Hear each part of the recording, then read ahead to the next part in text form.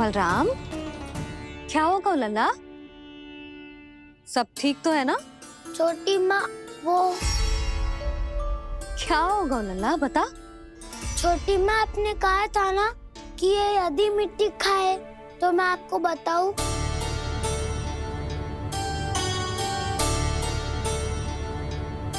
कान्हा, जे मैं क्या सुन रही हूँ?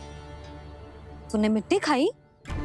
मैया मिट्टी के बारे में पूछ रही है, पर मैंने तो भू देवी का शुद्ध प्रसाद खाया है। मैं कछु पूछ रही हूँ लल्ला, उत्तर दे। तूने मिट्टी खाई है कि ना? तो क्या मैं असत्य बोल रहा हूँ? मैंने स्वयं देखा है छोटी माँ कि अकेले बैठकर मिट्टी खा रहा था। आप सबसे पूछिए, इन्होंने भी देखा था। वाह, सूख के सखाओं ने दो कांटे ही साथ छोड़ दियो। मुझे तुझसे सच सुनना है कान्हा। बता, तूने मिट्टी खाई है कि ना?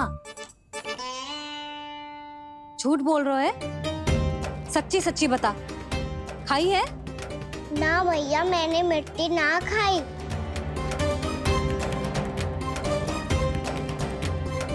इधर आ। तो फिर मुंह खोल के दिखा दे अपनी मैया को। क्यों? अब क्या होगा? तूने मिट्टी तो ना खाई, तो दिखा दे कि जैसा बस सत्य बोल रहे हैं। कान्हा, मुंह खोल।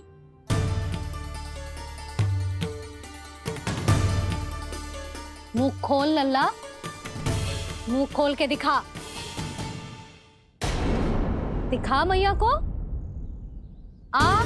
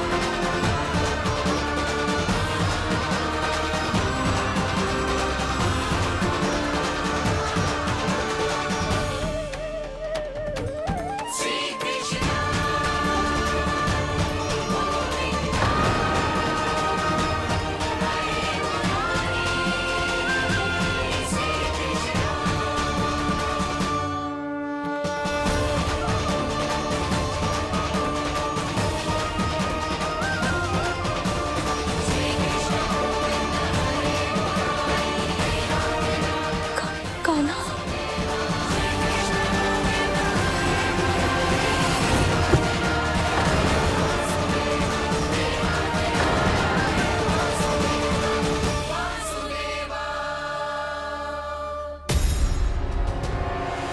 हे नारायण, ये कैसा अद्भुत दृश्य है।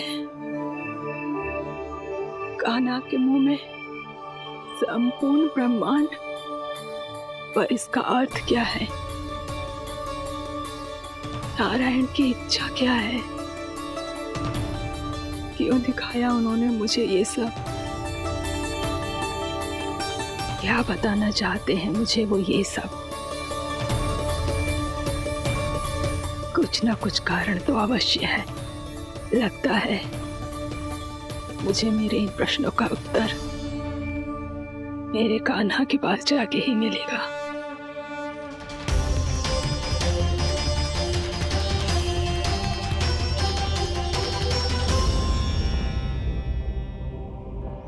कितना भी सतर्क हो जाऊं, कोई ना कोई भूल हो ही जाती है। पिछली बार तो बाबा ने संभाल लिया था, अब मैया क्या करेगी? छोटी माँ, कान्हा क्या हो गया इधर?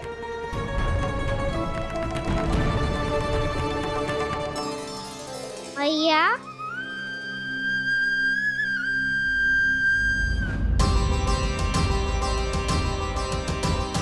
उठ जाओ ना मैया।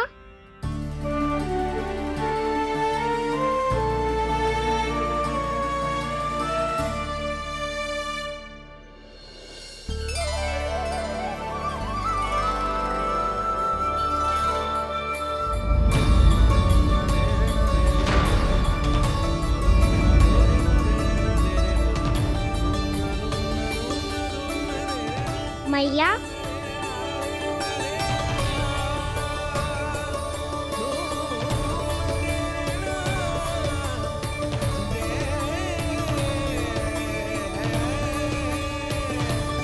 कान्हा, कान्हा, लल्ला, मैया क्या होगा आपको? आप ठीक तो हो? कान्हा मुंह खोल के दिखा, दिखा मैया को।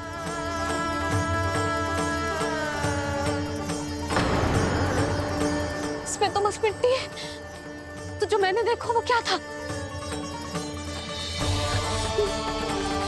स्वप्न था मेरा या कोई भ्रम हुआ था? हाँ लल्ला, इससे पहले कि मैया मेरे सत्य समझ जाए, मुझे स्थिति को संभालना होगा। मुझे क्षमा कर दो मैया, आपको दुखी करो मैंने, पर मैं सच्ची कह रहा था, मैं मिट्टी ना खाई, बस भूत देवी का प्रसाद ही खाया था। आप कहोगे तो आगे से ना खाऊंगा, सच्ची।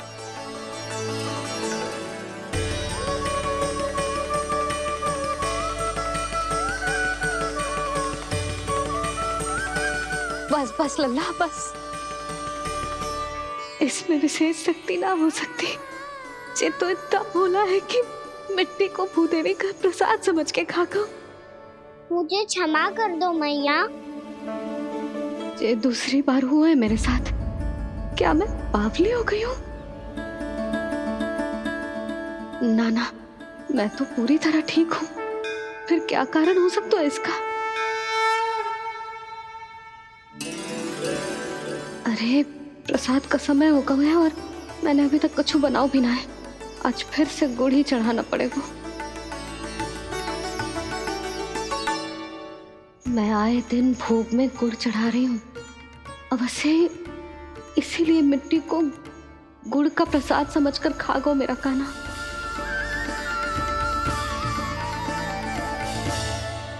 मैं समझ गई लल्ला, वो अकेले बैठ के मिट्टी क्यों खा रहा था। चल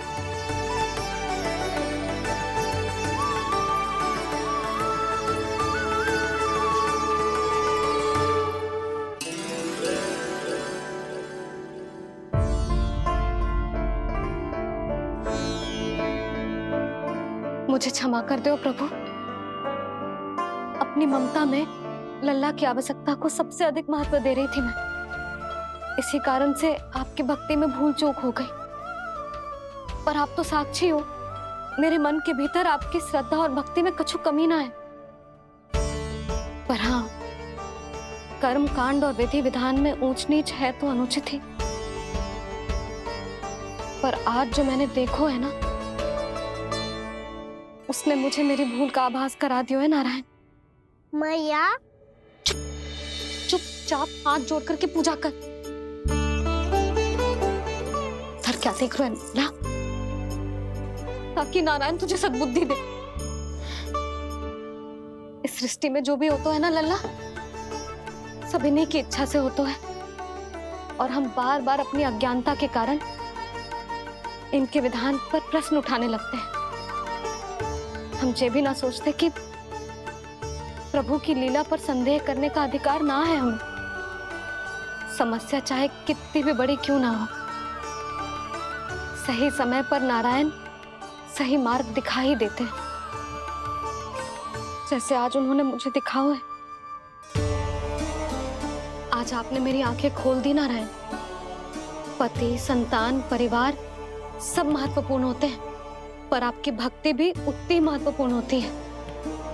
अब से इस बात का पूरा ध्यान रखूंगी मैं। सच्ची निष्ठा और भक्ति से आपकी पूजा करूंगी, भोग, अनुष्ठान और सेवा करूंगी।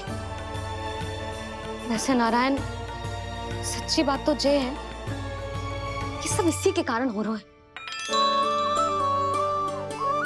इसके कारण आजकल मुझे समय ना मिलता है। मैया, मेरी सेवा ही तो नारायण की सेवा है।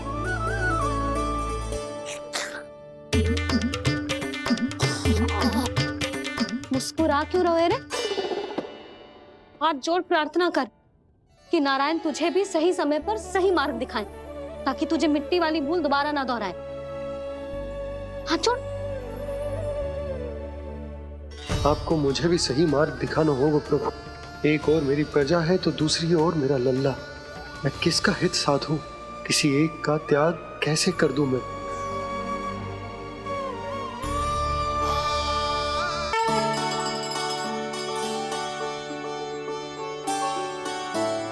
मैया, प्रसाद दो ना। क्यों? मिट्टी ना खानी? नहीं। लल्ला, आज के बाद मिट्टी को गुड़ समझने की भूल मत करियो। समझ आई?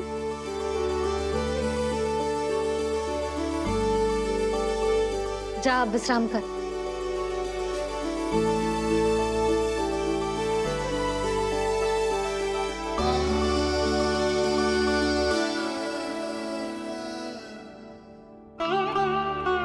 आप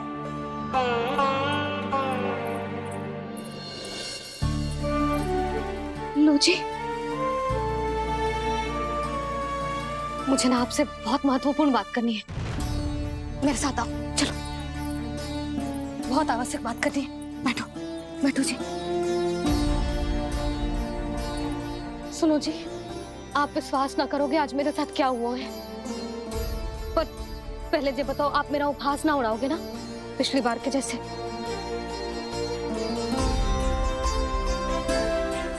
मैंने ना कान्हा के मुंह में फिर से ब्रह्मांड देखो है। आप ऐसे क्या देख रहे हो? सच्ची में देखो है।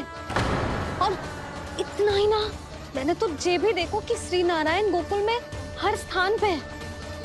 जहां देखो वही नारायण। ये तो इसी बात का संकेत है यशोदा के आज गोकुल वासियों को नारायण के आशीर्वाद और सहायता की आवश्यकता है। इसका क्या अर्थ है? और आप इतनी चिंता में क्यों लग रहे हो? उस व्यापारी ने हमारे गोकुल वासियों के साथ छल किया है यशोदा। जानबूझकर उसने सभी को लोभ के जाल में फंसायो, और ये सब उसने किया है किसी और के लिए। किसके लिए? बताओ जी, किसके लिए? कंस के लिए। कंस के लिए।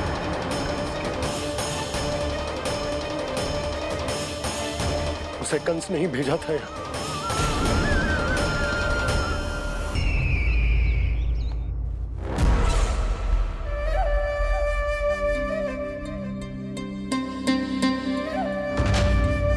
क्या देख रहे हो? तुम इसके योग्य हो परमानंद। अपनी बुद्धिमत्ता, चतुराई और कुशलता से तुमने इसे अर्जित किया है। महाराज की जय हो। महारानी प्राप्ति महारानी अस्ति। हमें तो लगता है कि परमानंद को हमारे मंत्रिमंडल में होना चाहिए। महाराज, परमानंद, जिस प्रकार तुमने गोकुल वासियों को अपनी चतुराई के चक्रव्यूह में फंसा दिया, अद्भुत था वो, अद्भुत। आप बस आज्ञा दीजिए महाराज, ये सेवक पालन करेगा। आज गोकुल आपके चरणों के नीचे आ गया है। कुछ ही समय में पूरा संसार आपके पैरों तले होगा।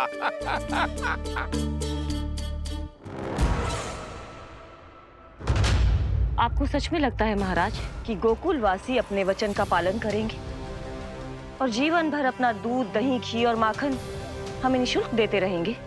भोले हैं वो, भक्त हैं, और यही उनकी सबसे बड़ी दुर्बलता है।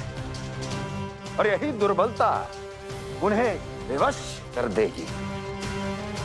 और उससे भी आनंद की बात है ये कि उनका राजा नंद अपनी प्रजा को जीवन भर कष्ट सहते देख नहीं पाएगा और दौड़ता हुआ, भागता हुआ यहाँ आएगा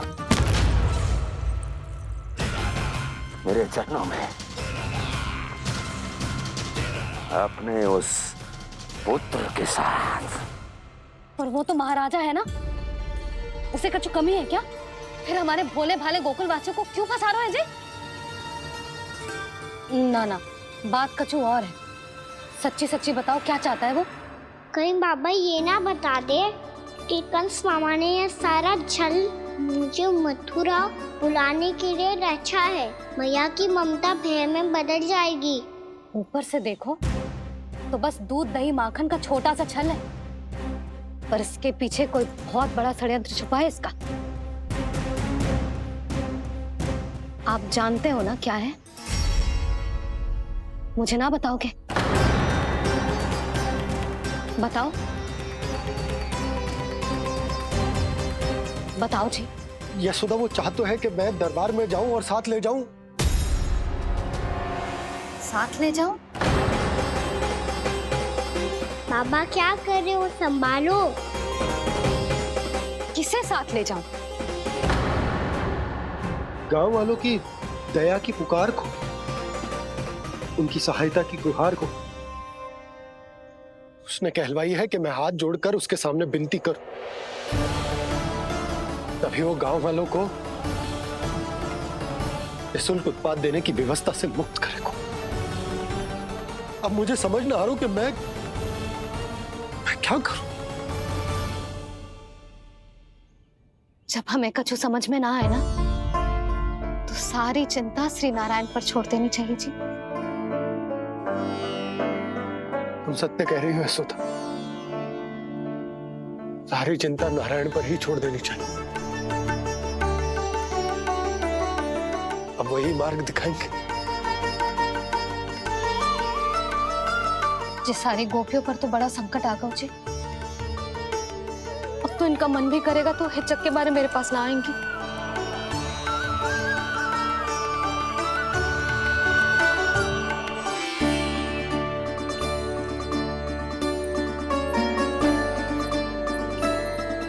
बाबा तो पूरी तरह भूल गए हैं प्रभु, ये सच में आप कौन हैं?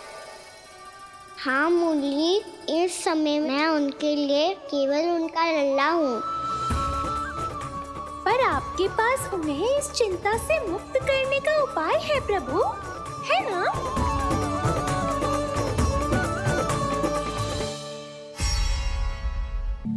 हे नारायण, आज मेरी प्रजा और मेरा लल्ला दोनों ही गहरे संकट से घिर गए। आपको मेरी सहायता करनी होगी।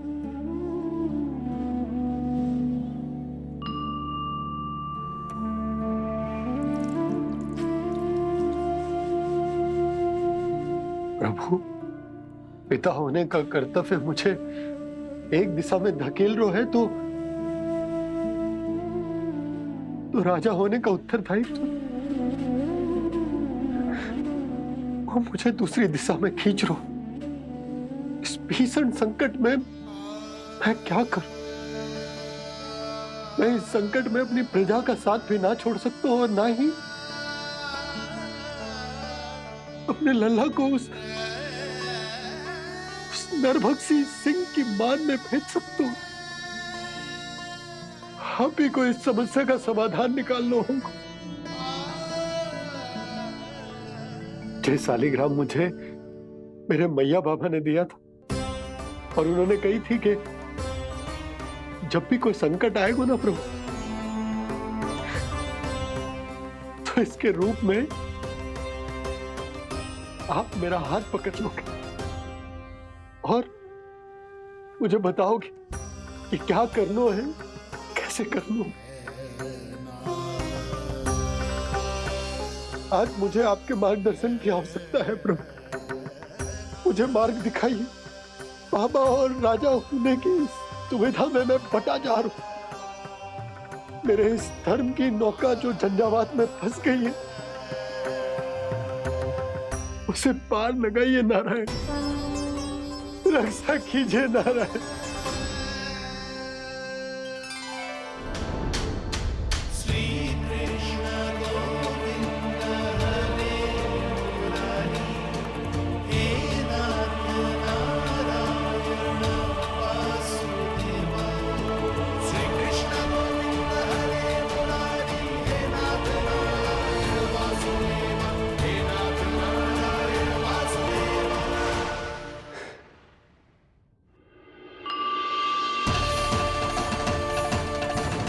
शालिग्राम यहीं तो रखा था मैंने, कहाँ गिर गया, कहाँ चला गया? मैंने तो यहीं रखो तो।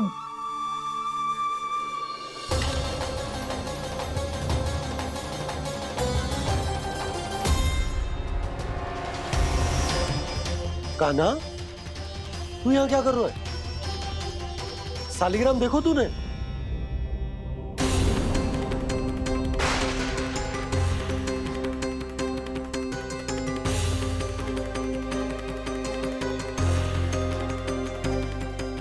अच्छे, तेरे मुंह में क्या है? कान्हा, कहीं तूने शालिग्राम मुंह में तो ना ले लियो? हे नारायण, क्षमा करना, अबोध बालक। जी क्या करो कान्हा तूने? क्या बाहर निकाल शालिग्राम। लल्ला जी अनुचित है, यदि वो तेरे कंठ में चला जाएगा तो तेरी सांस।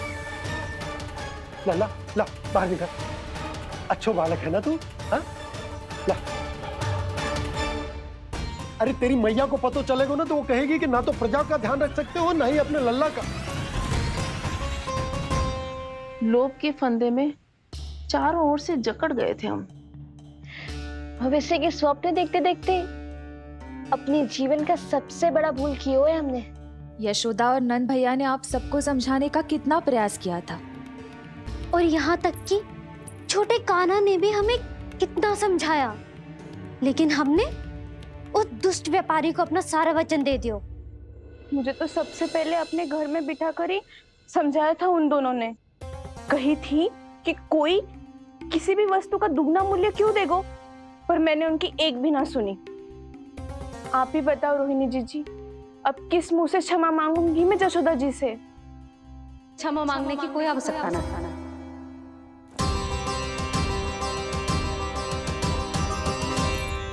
महत्वपूर्ण बात तो ये है कि तुम सबको अपनी भूल का आभास होगा और उसका पछतावा भी। पर अब तो बहुत देर हो गई है जशोदा जी, अब क्या होगा? जिस सुनहरे भविष्य के लिए हमने उस कपटी व्यापारी के सामने अपने नारायण के नाम का वचन दिया था, उसने वही भविष्य लेके राजा कंस के पांव के नीचे रख दिया है। संतुष्ट सुखी जीवन जी रहे थे हम। बछड़ों को उनके भाग का दूध मिलता था। हमारे बच्चे जितना चाहे दूध दही माखन खाते थे। अब उनके मुंह का निवाला छीनकर उस दुष्ट कंस को देना पड़ेगा चिच्ची। ना, नारायण की कृपा से तेरी जसोदा जिज्जी के पास गायों की कमी ना है। मैं अपने घर का सारा गोधन पूरे गांव के साथ बांटूंगी। किसी भी बालक के मुंह से निवाला ना छिने को। नारायण की कृपा से गोकुल का एक भी प्राणी वंचित ना रहेगा। हाँ नहीं तो देख कान्हा, बाबा का कहना मान ले। कान्हा, तुझे नारायण की सौगंध है, वो शालिग्राम मुझे दे दे।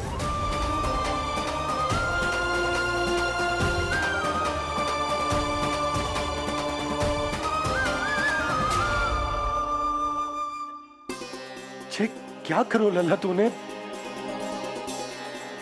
ऐसे भी कोई कर तो है क्या लल्ला? मैं पहले से ही तुझे लेकर कितना चिंतित हूं। अच्छा पता है तुझे? क्षमा करना प्रभु।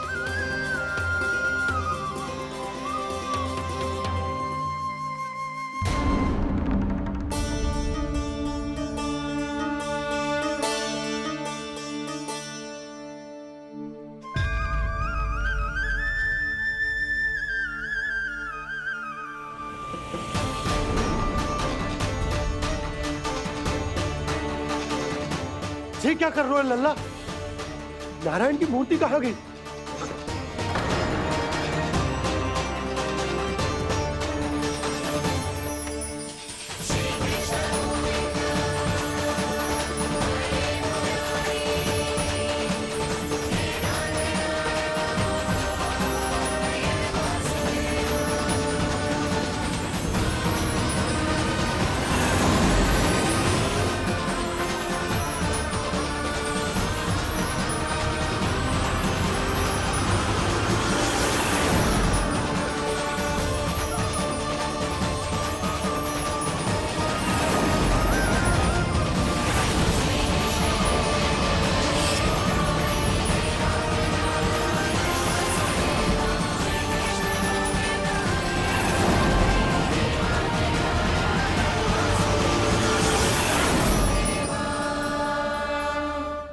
मैंने ना कान्हा के मुंह में फिर से ब्रह्मांड देखो है।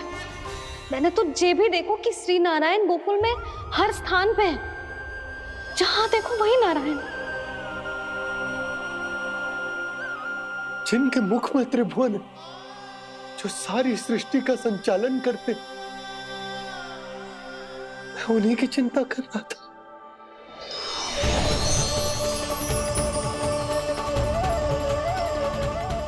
प्रभु, प्रभु, बाहर भी आप हैं और भीतर भी। मुझे क्षमा कर दो प्रभु, क्षमा कर दो।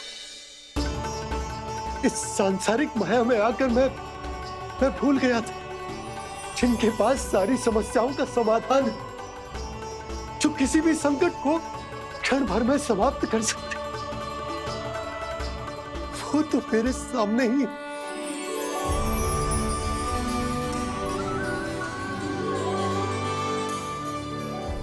समस्या कैसी भी क्यों ना हो, चिंता समाधान नहीं, बाधा होती है।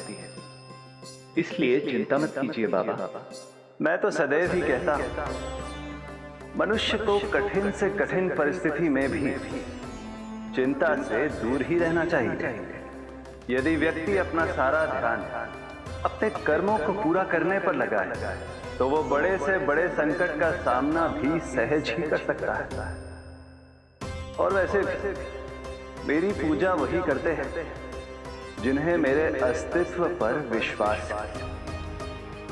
इसीलिए उन्हें भी ये विश्वास अवश्य रखना चाहिए कि मैं अपने भक्तों का साथ अवश्य देता हूं, सदैव, हर परिस्थिति में।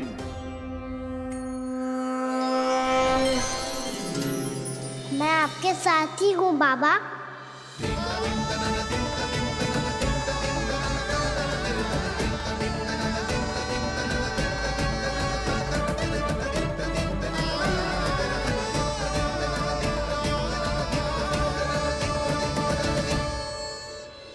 जीवन भर उसके साथ व्यापार करने को वचन दियो है, उसका क्या जशोदा? और उस दुष्ट कंस और उसके व्यापारी ने जो समस्या उत्पन्न की, उसका क्या? समस्या है तो समाधान भी हो गई। मैंने तो कही थी ना मौसी, जो हमारे समझ में ना आए उस समाधान का दायित्व भगवान नारायण पर छोड़ देना चाहिए।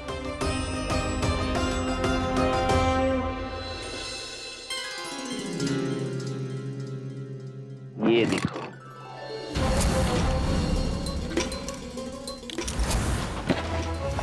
ये आभूषण, मोती, ये स्वर्ण उपहार में देने का सामर्थ्य किसके पास होगा?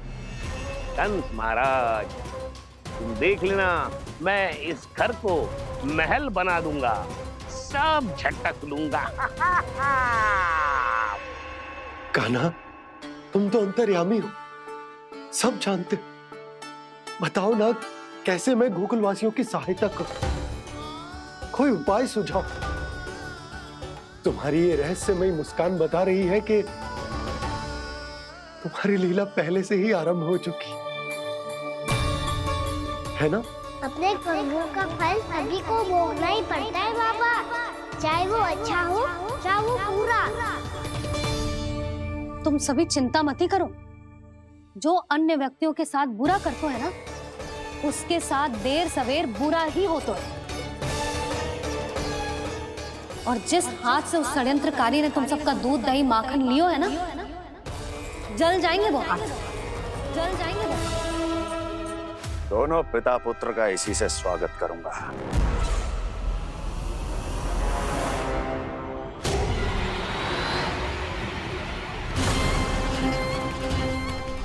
अचानक गदा में ताप कैसा? मेरे हाथ चल रहे हैं।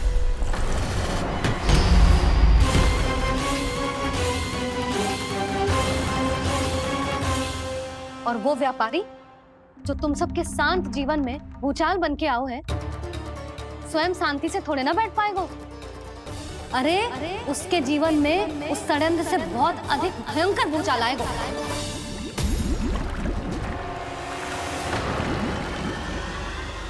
स्वामी, ये अपने आप कैसे उबलने लगा?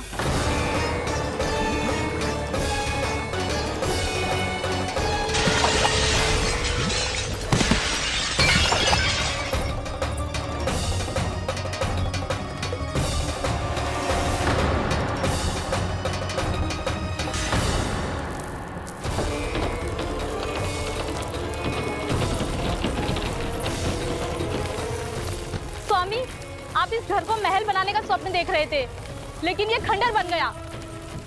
आप जिसके साथ मैत्री का संबंध स्थापित करके आए, वो कोई महान सम्राट नहीं, दुष्ट है। दुष्ट? उस व्यापारी ने दुष्ट कंस के साथ मिलकर भोले भाले गांव वालों का भोजन छीनो है ना। देखना उन दोनों के भोजन में कीड़े पड़ेंगे।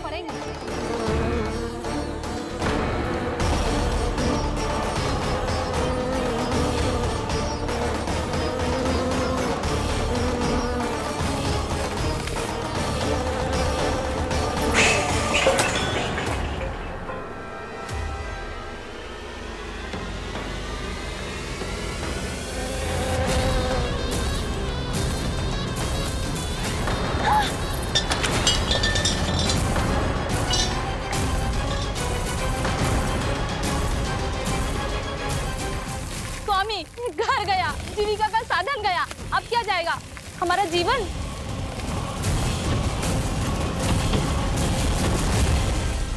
महाराज कंस का उपहार, आभूषण वाला संदूक। उन दोनों ने मिलकर तुम सबका दूध दही माखन सच्चा धन छीनने का प्रयास करो है ना। अब देखना उन दोनों का धन, उनके आभूषण सब लोहे के बन जाएंगे, कंकड़ पत्थर हो जाएंगे सब, कंकड़ पत्थर हो जाएंगे सब। ऐसा ही होगा मैया।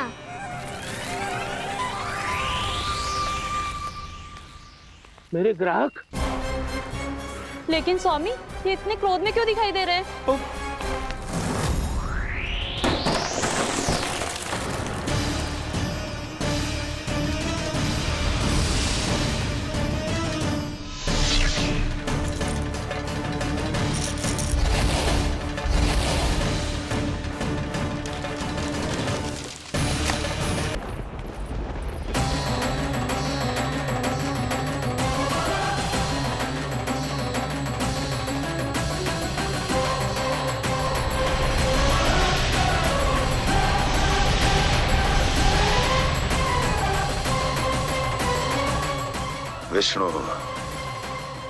विष्णु ने किया है ये सब। कंस ने जो किया है उसका दंड वो अवश्य भोगेगा, उसका दंड वो अवश्य भोगेगा, दंड वो अवश्य भोगेगा। किसने कहा ये? किसने कहा ये? किसने कहा? मैंने पूछा किसने कहा ये? तुम जिसे ढूंढ रहे हो वो मैं हूँ, विष्णु अवतार। क्या चाहता है तू? तुम्हारे युद्ध मुच्छेदा कंस और मेरे भोले भाले भक्तों को अपने जाल में फंसाकर तुमने सारी सीमाएं पार कर दी। अब जब तक तुम गोकुल के ग्वालों को अनुचित प्रकार के अत्याचार से मुक्त नहीं कर देते, तुम्हारा और अन्य सभी षड्यंत्रकारियों का सामर्थ्य, वैभव, बल सब कुछ नष्ट होता चले जाएगा और तब तक अपने पूर्व रूप में वापस नहीं आएगा जब तक तुम उन निर्दोषों को जीवन यापन का अधिकार लौटा नहीं देते।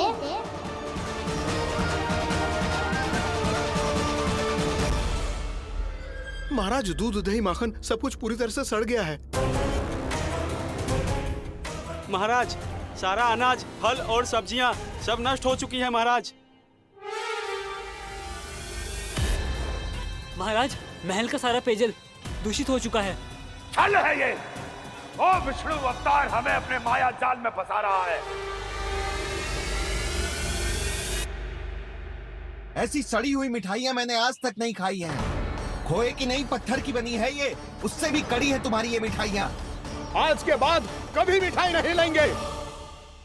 जो बुरे कर्म करते हैं उनके साथ बुराई होता है और अच्छे कर्म करने वाले को अच्छाई मिलती है। आप अपना कर्म कीजिए बाबा, आपकी चिंता अपने आप दूर हो जाएगी। और हाँ बाबा, शीघ्र ही आपको एक बड़ा निर्णय लेना होगा। स्मरण रखिएगा, जो होता है वो अच्छे के लिए होता है।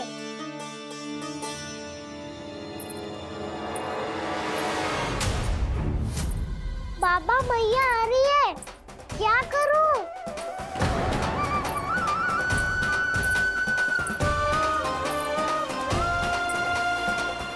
कुछ सुझाव दो ना बाबा, जिससे मैया मुझे ऐसे नहीं देख पाए।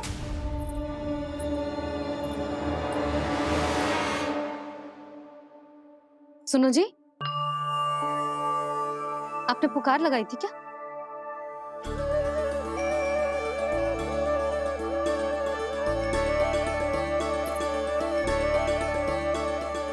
तुम मुस्कुरा क्यों रहे हो?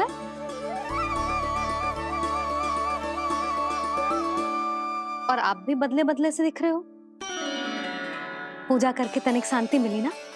शांति ही नहीं यशोदा, प्रभु नारायण ने मुझे समस्या को समाधान भी दे दिया। मैं बस अपना कर्म करूं। कल कंस से मिलने मथुरा जाऊंगा मैं। उस दुष्ट अत्याचारी से मिलने जाओगे आप? ना ना, मैं आपको उससे मिलने ना दूंगी। देखो ना आपने कैसे हमारे गांव वालों को फंसाओ है उसने। अवश्य ही आपको भी उसी उद्देश्य से बुला रहा है। आप मुस्कुरा रहे हैं प्रभु?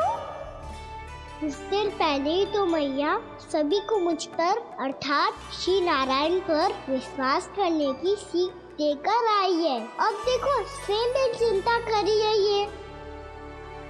चिंता मत करो यशोदा, मुझे श्री नारायण किसी भी जाल में ना फंसने देंगे। वो तो यही है हमारे साथ। यही है, इसका क्या अर्थ है जी? तुमने कही थी ना कि तुमने उन्हें हर जगह देखो, हमारे घर में, गोकुल में। तो इसीलिए तुम चिंता ना करो, मुझे अपना कर्तव्य करने दो। कल भोर होते ही मैं मथुरा निकल जाऊंगा। पता तो चले वो हमसे चाहतो क्या है।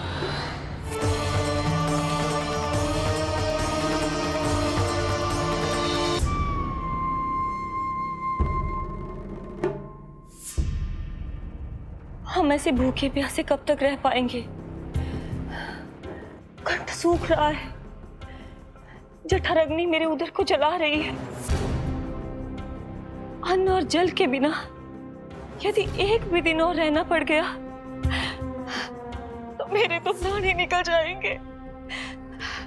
महाराज कंस जिस विचारधारा पे विश्वास रखते थे उसे ही भूल गए हैं। वो ये भूल गए हैं कि युद्ध करने के लिए और उसे पराजित करके स्वयं विजयी होने के लिए स्वयं जीवित रहना आवश्यक होता है।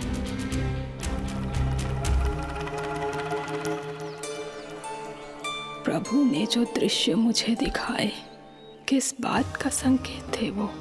क्या मुझे यहाँ आने के लिए प्रेरित करना ही उनकी योजना थी? बहुत सोच विचार के भी ना समझ में आ रहा है। कंस ने, उस व्यापारी ने हमारे साथ जो षड्यंत्र रचो है ना, वो आते कैसे बचेंगे? पर घर में सब स्त्रियां चिंतित हैं।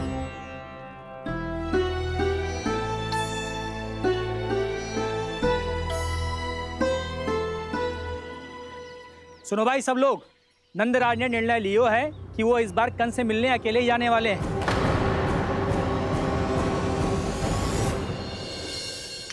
पहले ही वो गांव वालों से सारा दूध दही माखन हड़प चुका है। अब आप और मटकियां क्यों ले जा रहे हो उस दुष्ट के लिए? यशोदा, वो दुष्ट है, अत्याचारी, पर है तो हमारे महाराज ही ना। वैसे खाली हाथ थोड़ी ना जा सकते हो। तुम अपना ध्यान रखना। सुनो जी, मुझे पता है कि मुझे श्री नारायण पे विश्वास रखना चाहिए, बल्कि मैं भी तो यही समझा रही थी इन गोपियों को। पर पता ना क्यों मुझे लग रहा है इसके पीछे उसका कुछ बहुत बड़ा षड्यंत्र है। ना तो आपको अकेले क्यों बुलाता वो? मैं जानता हूं यशोदा, उसने मुझे क्यों बुलाया है, पर मैं तुम्हें ना बता सकता। मैं ना चाहता हूं कि तुम चिंता करो।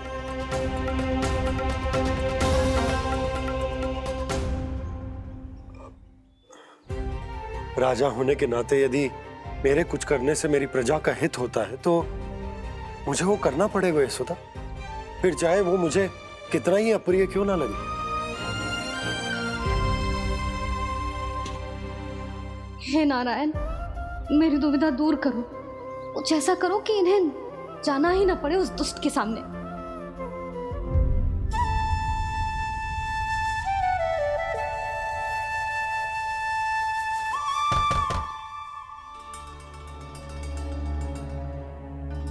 जी इतनी सुबह कौन हो सकता है? मैं देखता हूं।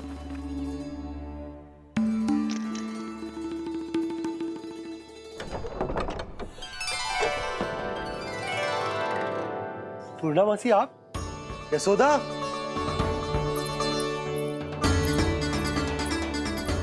पूर्णामासी,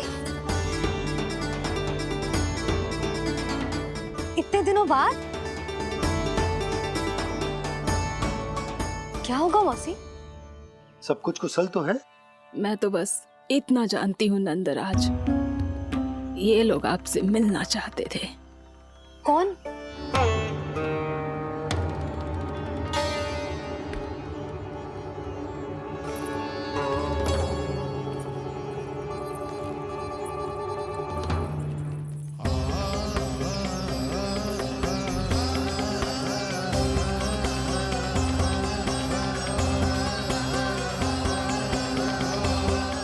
इतनी सुबह आप सब यहाँ? क्या होगा?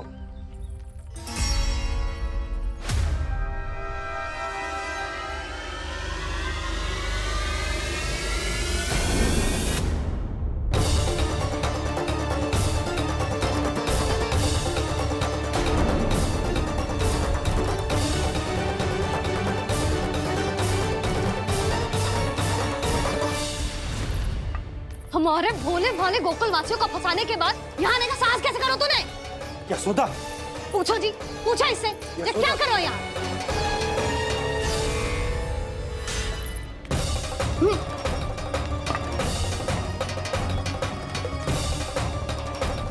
इनकी ये दशा आप सबने तो ना की? नहीं नहीं, इनमें इनका कोई दोष नहीं है। हमारा बस चलता तो इससे भी बुरी दशा करते। ये सब तो मेरी करनी का फल है नंदराज।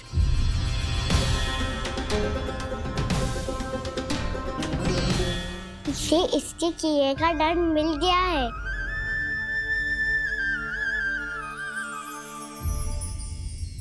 मुझे क्षमा कर दीजिए नंद महाराज, बहुत बड़ी भूल हो गई मुझसे। मैंने इन सब गांव वालों को फंसाने का षड्यंत्र महाराज कंस के कहने पे किया था। वही मेरी भूल थी, मुझे क्षमा कर दीजिए महाराज। बहुत शीघ्र बुद्धि आ गई तुम्हें। मैंने आप सबको लोभ के जाल में फंसाने का प्रयास किया। सच तो ये कि मैं स्वयं लोभ में ग्रस्त था। सब कुछ अधिक से अधिक धन के लिए किया था मैंने। सब कुछ खो दिया। मेरा भोजन सड़ गया, मेरी मिठाई में कीड़े मकोड़े पड़ गए, मेरे स्वर्ण आभूषण मोती सब कंकड़ पत्थर बन गए। अवश्य इसका कोई नया छल है जे। नहीं नहीं नहीं नहीं, मेरा कोई छल नहीं है, मैं सत्य बोल रहा हूं। मैंने कही थी ना, श्री नारायण हमारी सहायता अवश्य करेंगे। दुष्ट और अत्याचारी का दूत बन के आया था ना, ये तो होना ही था। स्वयं श्री नारायण ने न्याय करो है हमारे साथ।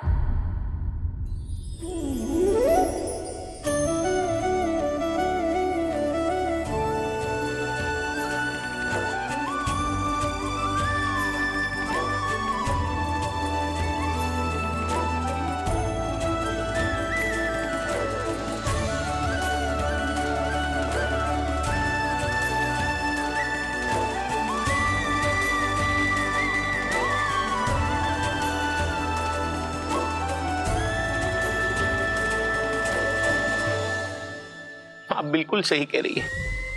वैसे तो कर्मों का फल मरने के बाद मिल रहा है, लेकिन आपके श्री नारायण ने मुझे इसी जन्म मेरे कर्मों का फल दे दिया, कर्मों का दंड दे दिया। आपका बहुत बहुत धन्यवाद श्री नारायण, बहुत कृपा की हो आपने। पर इसका अर्थ ये ना है कि हम सबने आपको क्षमा कर दियो है। मैं यहाँ क्षमा के लिए नहीं आया हूँ नंदरानी। तो फिर किस लिए आए हैं? मैं तो इन भोले भाले गोप गोपियों को इनकी शपथ से मुक्त कराने आया हूं। पर इन सब ने वो शपथ अपनी इच्छा से ली थी, आप उसे कैसे मुक्त करा सकते? और एक शपथ दिलवाकर।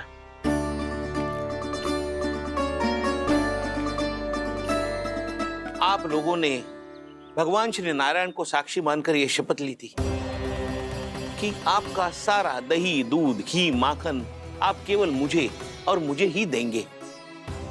आज उसी भगवान श्री नारायण को साक्षी मानकर मैं आपको शपथ दिलवाता हूं कि आपका सारा दही, दूध, घी, माखन उसमें से एक कण भी आप मुझे नहीं देंगे। प्रतीक्षा क्या कर रहे हो आप सब?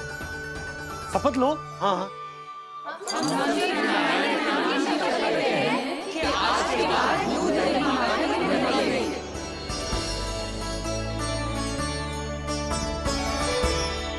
जशोदा जी, आपने सही कही थी। हम बस श्री नारायण पर विश्वास रखें तो सारे कार्य सज जाते हैं। मुझे आशा है कि व्यापारी जी की तरह आप सबको भी अपनी शिक्षा मिल गई होगी। हाँ नंदराज, अब हमें अपनी भूल से सीख मिल गई है। अब हम कभी भी किसी के लोभ के जल में ना फंसेंगे। जब यहाँ आभास हो जाए वहाँ भूल हुई है तो उसे मान के सीख लेनी चाहिए। हाँ हाँ, इस घटना से मुझे भी सीख मिल गई है। मैं भी जो शपथ लेती हूँ कि आज के बाद सारा का सारा दूध, दही, माखन इस पर सबसे पहला अधिकार गाय के बछड़ों पर ही होगा। सीख समझ सभी ने जैसे ही ली शपथ कि अब लोभ करेंगे ना हानि से भी अधिक मिला है, माखन बह रहा देखो कृष्ण लीला, देखो कृष्ण लीला।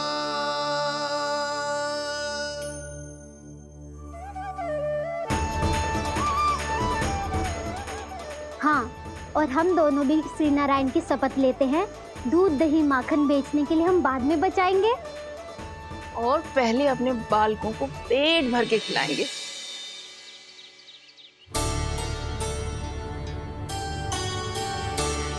भैया, दादी, शीघ्र चलो। जो माखन प्रसाद की मटकी आप मंदिर से चढ़ा के लाई थी वो पूरी भर गई है और माखन निकल निकल के भरो है। इसीलिए बड़बोलो कहलाते है तू। फिर कहने लोगों कथा कहानी। मैया, अपने घर पे भी ऐसा ही हो रहा है।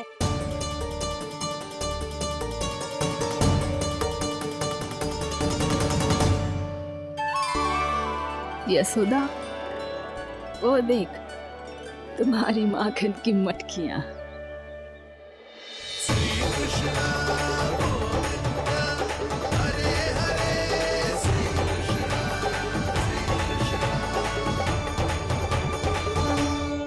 मैंने कहा था ना, आप सभी पर श्री नारायण की विशेष कृपा है। जैसे ही आप सबने अपनी भूल स्वीकार कर ली, भगवान ने आपके माखन की सारी हानि पूरी कर दी।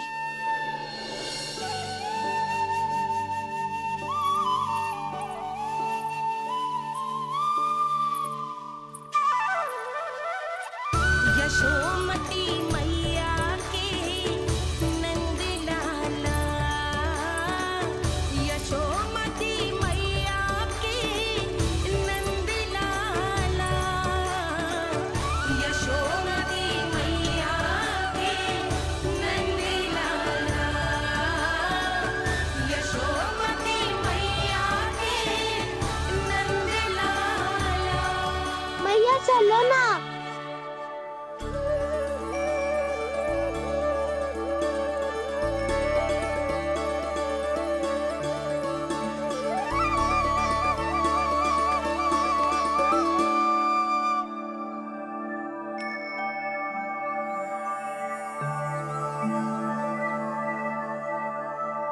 कौन से कान्हा पे विश्वास करूं मैं? उस सियाने पे जो कुछ ही समय पहले अपनी लीला दिखा रहा था, या उस निर्दोष पे जो आसपास की हर घटना से अनभिज्ञ बैठो है।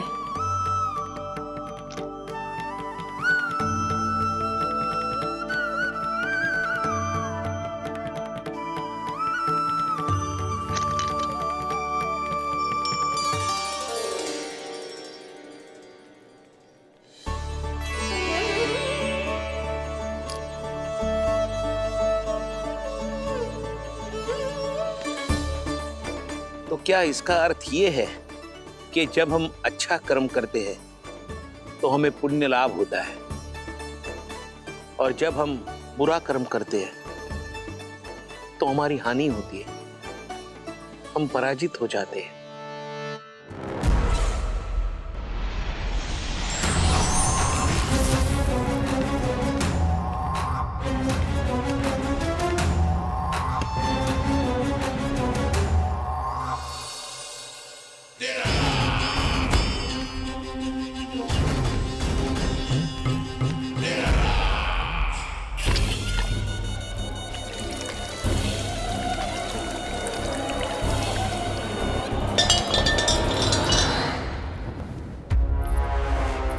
अस्ति प्राप्ति। मैंने कहा था ना, ये सारी माया उस विष्णु अवतार की है। अरे वो तो इतना भी शक्तिशाली नहीं है कि अपनी ही माया का प्रयोग पर्याप्त समय तक कर पाए और मुझे पराजय स्वीकार करने पर विवश कर पाए।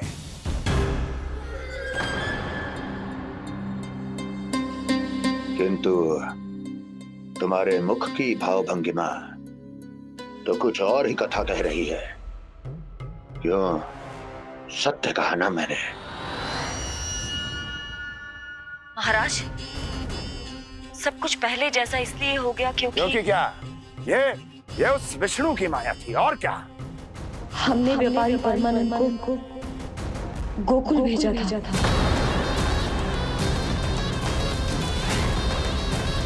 आनंद को गोकुल भेजा था ताकि वो गोकुल वासियों को अपने साथ व्यापार करने के वचन से मुक्त कर सके।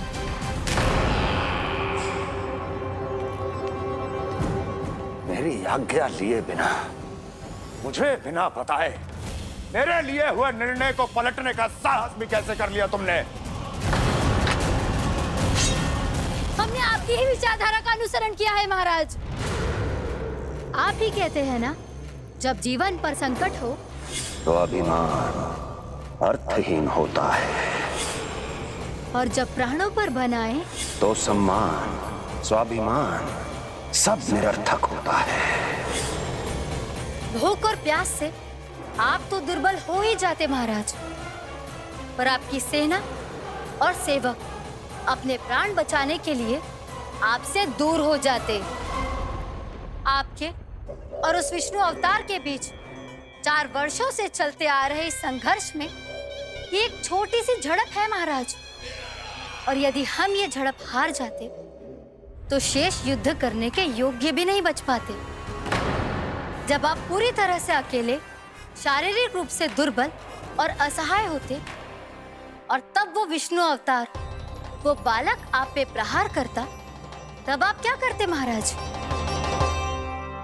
आत्मरक्षा आवश्यक थी महाराज, क्योंकि शत्रु पर उसके वार से भी अधिक घातक प्रहार करने की योजना तभी बनाई जा सकती है जब तन और मन दोनों पूरी तरह स्वस्थ हो।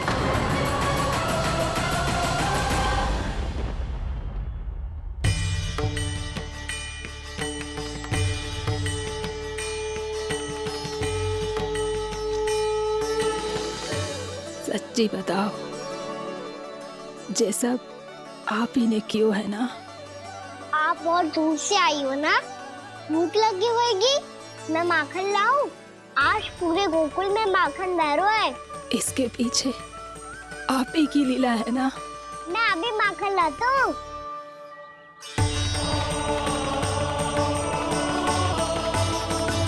ये लीजिए। बताओ ना, पूरे गांव में प्रसन्नता की बयार बह रही है। हर ग्रामवासी के मुख पर हर्ष और उल्लास दमक रहा है। ये सब आप ही का चमत्कार है ना?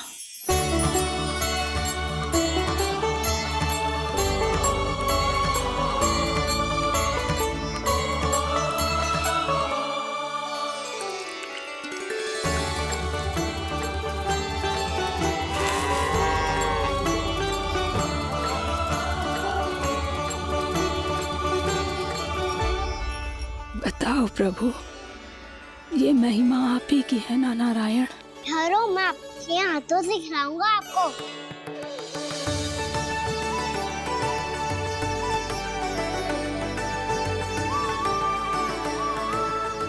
बताओ ना प्रभु, आप लालन करवाने आए हो या सबका पालन करने आए हो? बोलो ना प्रभु, बताओ ना।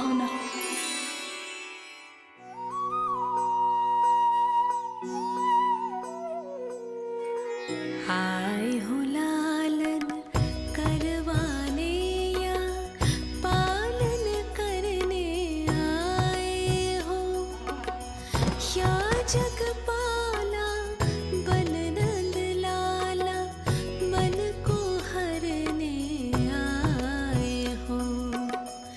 आए हो लालन करवाने या पालन करने आए हो। नैनों से देखूं तो दिखते कृष्ण